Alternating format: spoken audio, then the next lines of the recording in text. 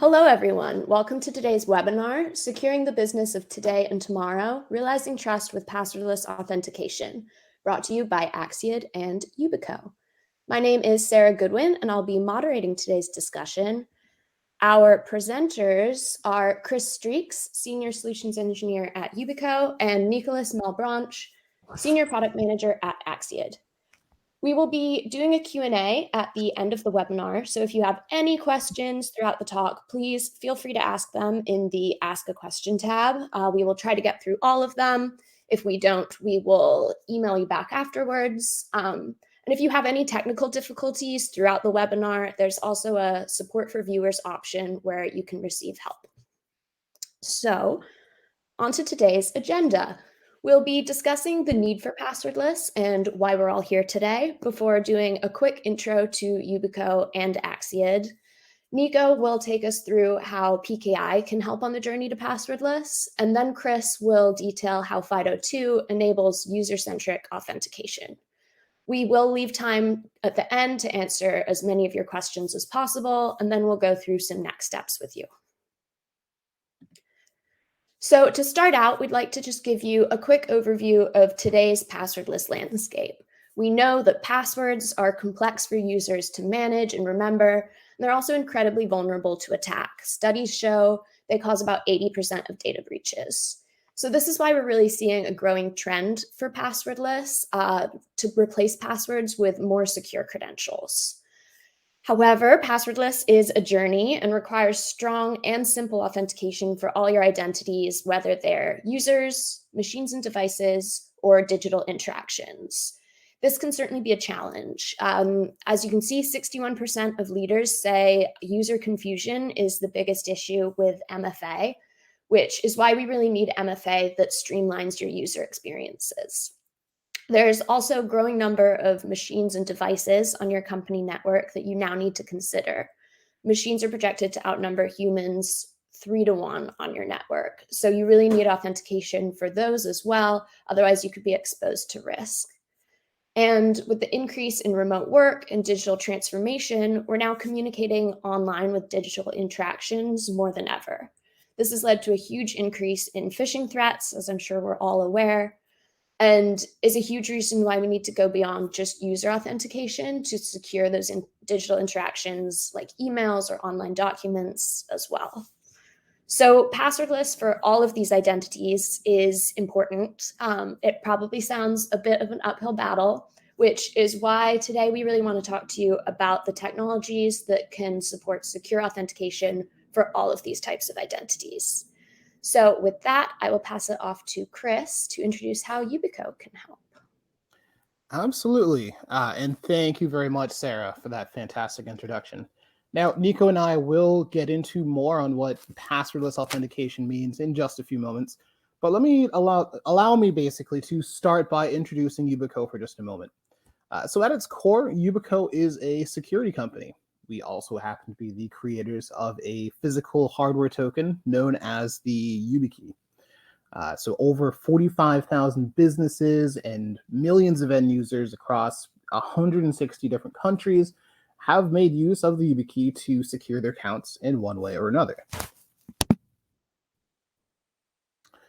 YubiKeys themselves come in a number of different form factors, from a tiny little kind of nano form factor that's barely larger than the USB-C or USB-A port that they insert themselves into, to YubiKeys that are kind of designed to travel with your users. A lot like the art that you're actually seeing in the upper right-hand side of this chart. So that's kind of a YubiKey 5 standard key there. YubiKeys fall in an interesting realm of security as well. Historically, when defining kind of what form of multi-factor you wanted to implement in a given environment, you had to be much more specific with your decision. So for example, if you're going to implement time-based one-time passwords or a smart card, you gave your employees a one-time password device or a smart card, and that's exactly what they used separately. With YubiKeys, you don't have to make that decision. You can actually provide your users with a single device that can do both one-time passwords, smart cards, and can even handle more modern authentication protocols like FIDO, which we'll also get into a little bit later. This basically enables you as IT professionals to be flexible with your decision making. Not every environment is ready for certain types of passwordless authentication today. And having the flexibility to kind of choose your path, choose your own destiny is a key value of the YubiKey itself. Talking about being flexible around the kind of management key of keys, YubiKeys, excuse me, I'm actually going to pass the mic to Nico to talk more about the Axiad solution and the fantastic solution that they bring to the table. Nico? Yeah, thank you, Chris. Hi, everyone. Okay, so I'll start by doing a quick overview of who we are and what we do. So Axiad is a California-based company. We were founded in 2011. We have offices in Canada and India, and a whole bunch of people working from home thanks to COVID.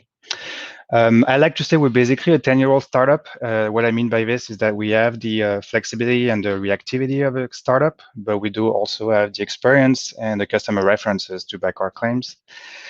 Our founders were behind some of the original PIV CAC smart card deployments in the US military, government, and federal agencies.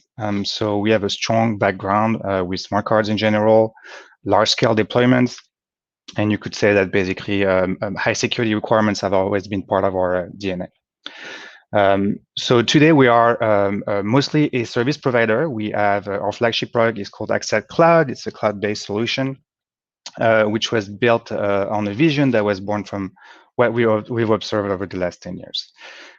This vision, we call it smart identity. And it's basically built on a couple of truths. Number one, today there's no silver bullet for your authentication or your passwordless needs. There is no one technology that will solve everything, right? You have like different users with different profiles, corporate users, roaming users, contractors, people working from home, privileged users, using different hardware in different places. So, desktop, laptops, tablets, phones, they might be in areas where there's no cell phone coverage, or if there's security restrictions in place. And those users and hardwares are using different resources, which could be, websites, remote servers, legacy applications. And obviously, the combination of all this makes for very unique use cases, different in every company. And like I was saying, not one technology today addresses all of them. So you need a range of credentials to address all of those things. And that today usually translate in a mix of user experiences, right? You have users needs to go to different portals, go through different processes to get their credentials, reset their credentials. So it makes for a confuser experience, requires training, probably increase your call to help desk when there's a problem. We believe that this doesn't have to be that way. It doesn't have to be complicated. Today, technologies are modern and mature enough that you should be able to offer a frictionless experience using a single platform to handle all those credentials. And this is really where we think the combination of Axiad and YubiKey can really help you journey to passwordless by basically allowing you to combine multiple technologies in one quick and easy way to distribute and enable. So we're going to talk about mostly two technologies today, which are PKI and FIDO. So I'm going to start by giving you a quick overview of what is PKI. So first of all, I should start by saying that no sane person should try to explain PKI in one slide, but I'm not going to let that stop me. PKI is basically built on a very mature technology called asymmetric cryptography, which has been around for some 30 plus years. And in asymmetric cryptography, you work with key pairs. So two keys that are tied together by some mathematical functions. One of them is meant to be distributed freely. That's typically called a public key. And one of them is supposed to be secured somewhere, and it's called a private key. And the idea is that something protected by one key can be easily accessed by the other key. Now, so what does the PKI do? That's basically two things. Number one is the technology, so the hardware and the software used to manage, generate, distribute, validate those keys and their associated digital certificates. And number two, and that's equally as important, is the people, and so it's the human factor, it's the people and the processes that are in place to bind those keys and digital certificates to identities and make sure that they are bound to the right user, machine, services, and so on. So that's roughly what a PKI is. Obviously, I'm oversimplifying. I should also say that a digital certificate, it's basically a way to associate your keys to an entity, so it ties it to a subject name, various attributes. Obviously, everybody here should be at least a little familiar with digital certificates. Every time you access a website and your browser tells you you're on a secure connection, it means there's a digital certificate that has been verified by the browser, is trusted, and so on. So, like I was saying, very mature technology. It's been around. It's widely used everywhere. So I guess that begs for the question, why isn't it universal? Well, hopefully, as I made it clear with that one slide explanation, is PKI is complex to set up and deploy and maintain according to best practices.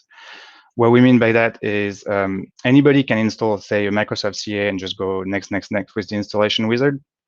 That will give you a PKI that is as good as the time you spent setting it up.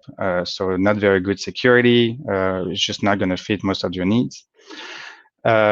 It's also commonly deployed on premises because the PKI is the kind of the foundation typically to your entire security in the enterprise setting. Most companies want to keep their keys inside their security scope, right? So they want to keep it on premises. And last but not least, like I was saying, there's a human element to operating a PKI, and to operate it properly, you need an IT team that has a real expertise in PKI.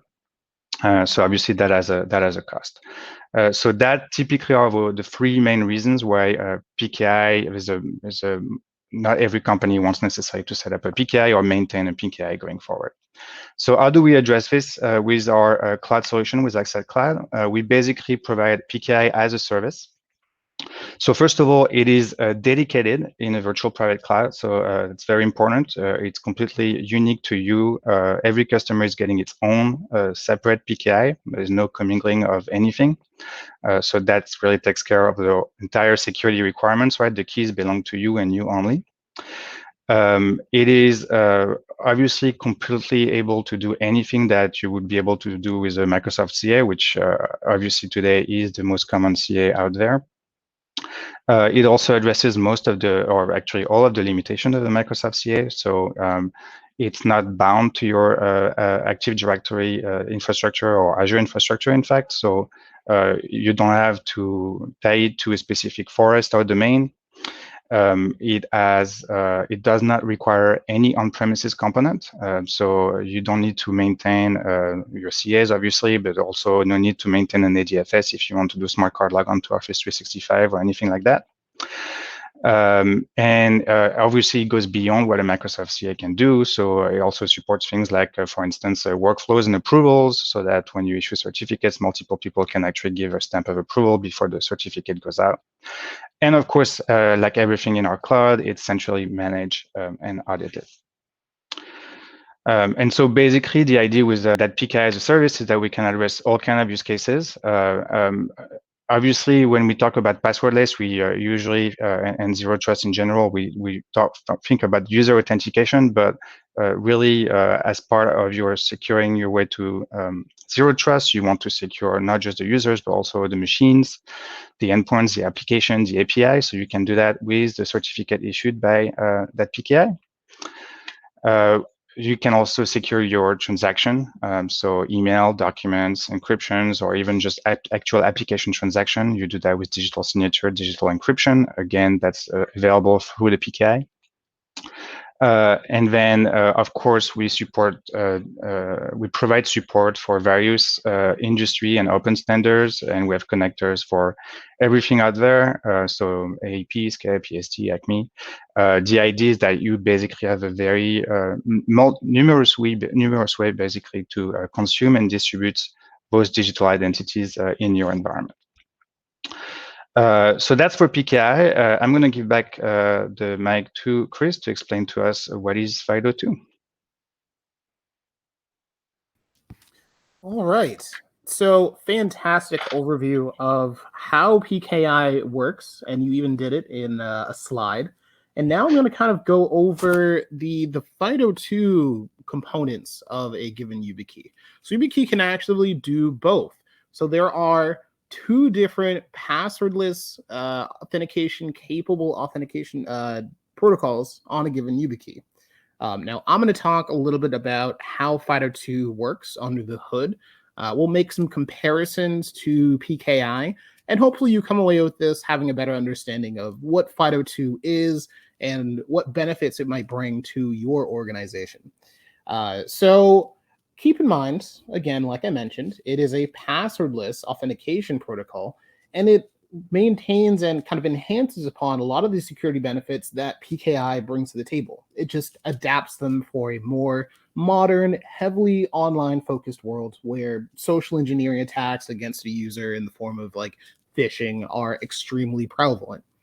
In fact, if you take a look at your given PKI environment, you could even consider a inversed kind of PKI tree, very similar to FIDO2. So let's actually talk about these three components that I have up on screen here. And then we'll actually walk through the flow and hopefully things make a little bit more sense. So over on our far left, we have a FIDO device, right? A client device. This can be external, like a YubiKey, or it could even be built into your phone or computer, like a platform authenticator. In the middle, you have your FIDO client. This is typically something like a web browser. It could also be the operating itself in the case of Microsoft. As it turns out, this happens to be probably the most important and unique parts of a FIDO authentication flow, and it's what differentiates itself from other authentication protocols. We'll get to that in just a minute. Lastly, we have the service that is actively hosting the FIDO server itself, and that's over on the far right. It's basically in charge of holding on to all of the public keys, and the public keys themselves are issued by the FIDO authenticator. So on the far left, FIDO authenticator is holding on to all of our private keys. Let's move forward and let's talk a little bit about what's actually happening between these three elements and how that works. Okay, so we have effectively a private key that's being held on the YubiKey itself here on our far left. We have a middle machine, which we'll get to in just a second. And then over on our far right, we have the FIDO server, which has all of the public key information related to the private key that's on the YubiKey. So during authentication, basically what happens is the FIDO server says, okay, I need this YubiKey to sign a challenge that I'm going to send to the user, and I'm going to analyze it and make sure that everything is copacetic, everything's working properly. So we go from the FIDO server, a challenge is sent down to the browser. What the browser is going to end up doing is intermix this challenge, which is, a series of text, with the origin information of who actually sent that challenge. This is extremely important. So now we have information, we have data that we can use around who actually invoked this authentication session. So for example, if it happened to be Google, now that Google origin information is intermixed with the challenge. Now the YubiKey is going to go ahead and it's going to sign that cryptographic challenge using its private key associated with that particular origin, right? That information is going to go on back to the FIDO server. So we hop from the FIDO server, we go to the browser, we get our stuff signed once the user enters a PIN or touches the YubiKey if it's a biometric one, and then it goes back to the FIDO server. Now the FIDO server is going to take this information, it's going to double check, okay, was the cryptographic material signed by the right YubiKey?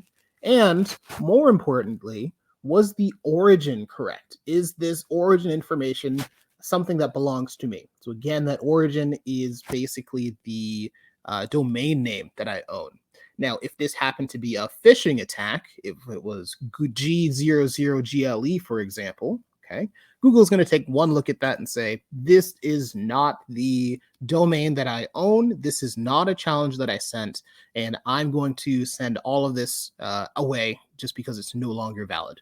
Okay, and in this way, this provides an extreme level of anti-phishing protection right out of the gate. Additional properties of FIDO2 happen to be the fact that it is a self-registration flow kind of enrollment. So as a user, I don't need additional software. I don't need to install anything. All I need is a browser that supports FIDO2, which today happens to be all of them. And I can take advantage of FIDO2 within my own environment without needing anything additional. I don't need administrative overhead. I don't need someone to set up a one-time password token. And I gain all of the security benefits not dissimilar to PKI, but more enhanced for a modern world, right? So that at its core is why you start to see more and more companies migrate over to this FIDO2 business. You'll start to see things with Microsoft. You'll start to see things with the Google folks. All of these platforms are really starting to bring FIDO2 to the fold. And the reason we're mentioning it here is because this passwordless momentum is absolutely going to continue forward in the years to come. And it's important to have an understanding of this might be where I want to push forward from, even if I'm migrating from one-time passwords to PKI or PKI to passwordless authentication with FIDO. All of these topics are relevant. Okay, so now I'm going to hit over to our next slide here, and we're going to just have a little bit of a Q&A discussion given some of the questions that we've had come through. Yes, thank you, Chris. Yeah, so we've had questions coming through throughout the talk. Anyone who hasn't asked their question yet, feel free to add it into the chat and we will try to get to it, but we already have some great ones for you guys to cover, it looks like. First one here, which I think will be a good starting point based on our conversation. How do Axiad and Yubico's solutions actually work together if we are starting our journey to passwordless?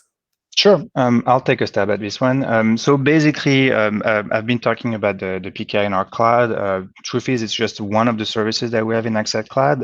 Another one is a credential management system, which is exposed to the user through a unified portal that offers a single experience to a user to manage all their credentials. And so the idea is that your users can just go to the self-service portal and issue themselves a YubiKey, which is, as we know, multiple function token. So in one go, in just a few seconds, we will do a one-click issuance where the user will end up with a YubiKey that can do PKI functionality, so authentication, digital signature, encryption, OTP functionality, and FIDO functionality.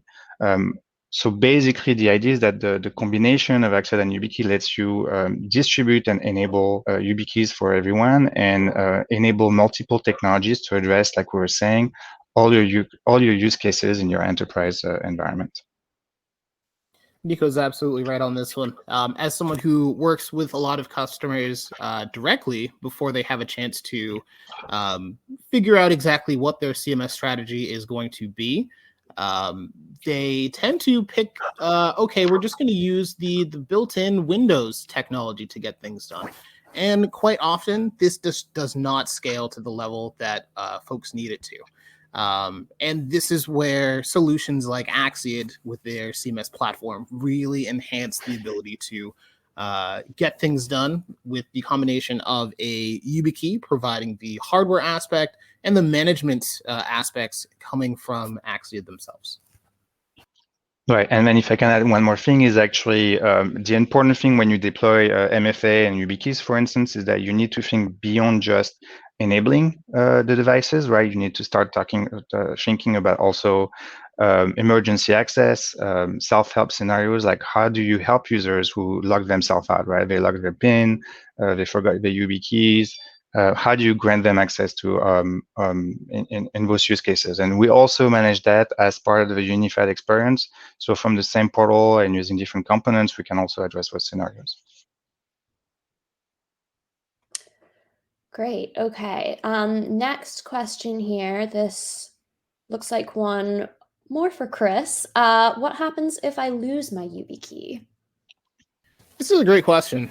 We certainly hear it all the time.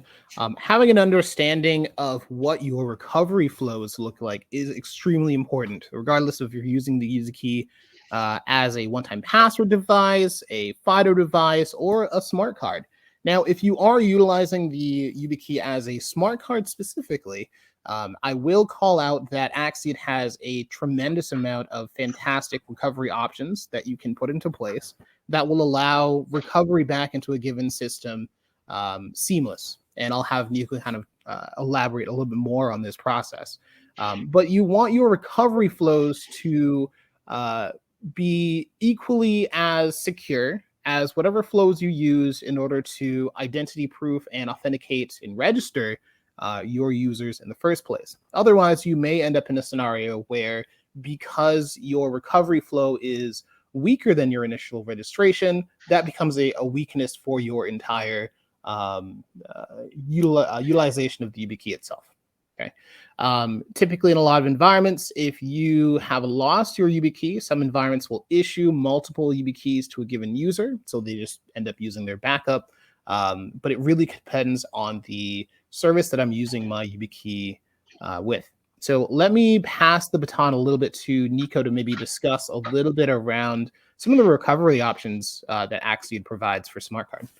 Sure. Yeah, so we have a range of options. Obviously, from that unified portal that I mentioned, users can issue themselves multiple authenticators. So they could have a backup YubiKey. For instance, we have some customers that have their user issue 2 YubiKeys. One of them goes into a safe.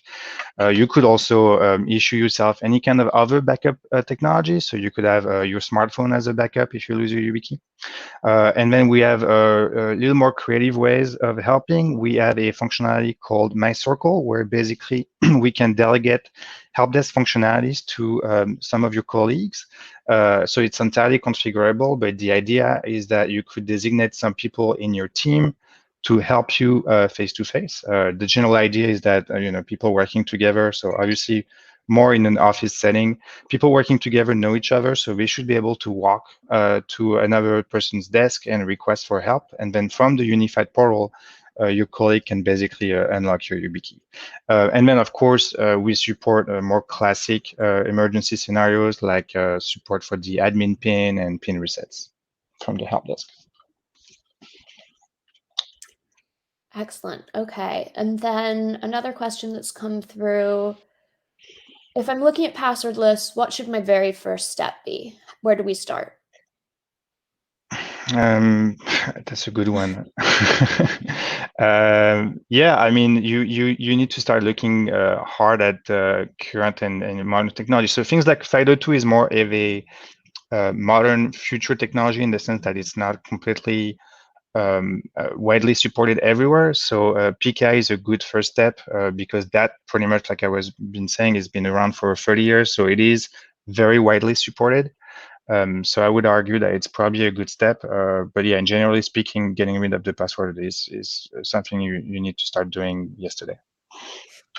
Yeah, so answering the question on my end, I would probably step back and if this request is coming from thought leaders at my organization, step back and try to understand, what does passwordless mean to that particular individual? Is this a we want to use passwords less kind of scenario wherein they heard the buzzword and they would like to make use of biometric within their organization, which is a fine request, but just make that understanding known?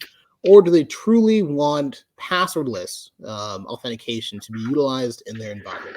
These two concepts are very, very different, wherein I am not utilizing passwords. And if they do want to eliminate passwords from their environment and kind of design a path forward where eventually they'll be able to remove passwords from the environment entirely, then you need to kind of sort out, okay, where can I go passwordless? What systems, what users do I have can actively make that progression today, that transition today? What does it look like to bring those folks over? Can we start with PKI and then make a migration to FIDO, for example? I would then start sorting out, where is it more challenging to go passwordless? Are there certain systems that I have that rely on certain technology that might need a password still. What does my journey look like? There's quite a bit of documentation that's been provided, for example, by the fantastic folks over at the Microsoft Identity team that have tried to kind of catalog exactly what that migration process might look like that I would recommend for anyone listening. Yeah, it's a lot of good point actually, Chris. I want to mention that, like you said, like passwordless is a journey, so it's not something you're going to do overnight. So yeah, like you were saying, focus on the low-hanging fruit is actually the things that will give you a couple of quick victories. That's actually a great way to do it. Absolutely. Okay, great stuff. Okay, one other question here. We've been talking a lot about zero trust in my organization and how to pursue that. Can FIDO2 and PKI help with zero trust? Absolutely. Really, passwordless in general is kind of the first step towards zero trust. And PKI can really help you with not just, again, the user authentication, but really securing your endpoints, your services, your transactions. And that's really key to zero trust, right? You want to be able to make sure at any time that anything that is happening is between trusted entities. And so the core principle is to authenticate often, and that you can really PKI can really help you do that today, and FIDO2 in the future will be kind of taking over the mantle. Absolutely. Implementing protocols that make it easier for your users to authenticate often is a key component of making sure that a zero trust implementation is successful. So if I can just make it so that my users have to authenticate with their YubiKey more often than they would a password, and that authentication process is easier than a password, then my adoption rates are going to be much higher, and I'll get the security gains that I'm looking for. It can also mean that step-up authentication in certain environments for certain activities become a lot easier as well, as my process can become easier utilizing smart card authentication or FIDO in those scenarios. Absolutely. All right, I think we have time for a few more. One more about YubiKeys. How do I get my YubiKeys to a remote workforce and deploy them easily to the remote workforce? Yeah, I will. I'll tackle that one. So, Yubico has introduced a logistics service, known as the Yubico Enterprise Delivery Platform. This is something where I can take advantage of this in order to send YubiKeys to an individual, in fact, which is really great. Now I have the ability to insert an address, either administratively, or I can even utilize the APIs that the solution provides to hook this into my ticketing system and have the user enter their address and have this sent out themselves. So this is extremely beneficial to anyone who has a very large remote work force, quite frankly, in these times here in 2021. We have a lot of those folks who are very remote, and this allows you to solve for the logistics challenges. It doesn't put any administrative overhead on your IT team in terms of having to get those hardware pieces out to where they need to be. A lot of flexibility there. That's just the 30-second overview of this platform. There's a lot more to it. And if you'd like more information, please feel free to reach out to Yubico to hear more. Great. And Nico, I wonder if there's anything on the Axiad side that also supports the remote workforce and helps not just deploy those YubiKeys, but make sure that employees are actually issuing them and using them. Yeah, so I mean, there's two parts to this. So first of all, like I mentioned, we have a unified portal. So really, anybody from wherever they are, they can issue and manage by themselves their devices, like the YubiKeys. We also have an enterprise component called Airlock, which is something that you can use to enforce the enablement and the health of your YubiKeys or smart cards or what have you. And so the idea is that once you have Airlock enabled, when a user tries to authenticate with their password, because they're a little reticent or resistant to change. Instead of getting access to their Windows session, they will be redirected to a lockdown session, which we call the airlock, where the only thing they can see is the unified portal, and the only thing they can do is issue to themselves the YubiKey that was distributed to them by IT, for instance. And so really, we make it as easy as possible for them. We just select a pin, go through the workflow. We'll have a video of the issuance, by the way, available for you guys to see what's the user experience. And then at the end of that, the YubiKey is issued. It's detected automatically by Windows, right? We issue the YubiKey, the PKI portion as a PIV token, so it will work out of the box without any additional middleware or additional agent. It will work on Windows, on Mac, on Linux, and users can start using it to authenticate right away. And so because we are on the authentication screen, we can check on the health of the device as well. So if the user is authenticating with a certificate that is within the expiration window, we can let them know that they have a chance to renew. And then if they get dangerously close to the expiration date, we can force the renewal, again, by instead of giving them access to the session, redirecting them to the unified portal, where the only thing we can do is renew the device. So really, we try to build in the experience of managing the YubiKeys inside the logon flow and make it as frictionless as possible. Absolutely. Effectively, imagine being able to handle both the logistics of getting a hardware device to your users, as well as the entire enrollment process in one go. That is the kind of experience and user flow that you'd be able to accomplish with YubiKeys and Axiad. Really, really powerful.